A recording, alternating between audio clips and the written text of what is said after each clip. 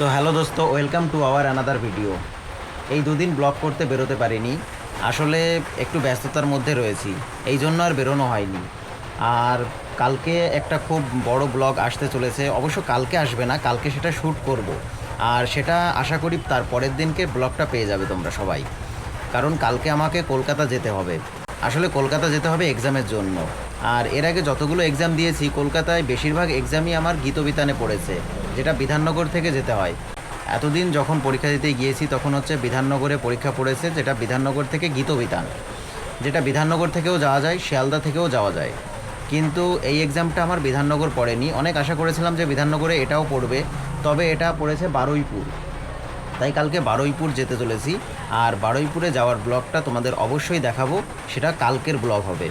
আর সেটা কালকে শ্যুট করব, এই জন্য এই দুটো দিন বাড়ি থেকে বেরোনোর একটুও টাইম পাইনি।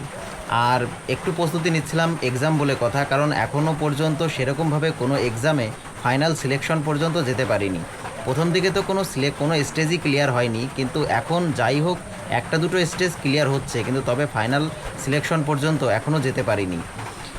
তারই প্রস্তুতি নিচ্ছি। আর এই দুদিন একটু বাড়িতে বসে একটু প্র্যাকটিস করছিলাম কিভাবে পরীক্ষায় মানে বই না পড়ে 100 করা যায়, তারই প্রিপারেশন নিচ্ছি। দেখা যাক কালকের এক্সামটা কেমন হয়। তবে কালকে খুব সুন্দর একটা ব্লগ আসতে চলেছে, তোমরা অবশ্যই দেখো কালকের ব্লগটা। আর আজকের ব্লগটা কথা না বাড়িয়ে এখানেই শেষ করতে হচ্ছে, কারণ আজকে তো বেরোতে পারলাম না, সেরকমভাবে ব্লগও করতে পারলাম না। এই জন্য আজকের ব্লগটা এখানেই শেষ করছি, দেখা হচ্ছে পরে অন্য একটা ব্লগে।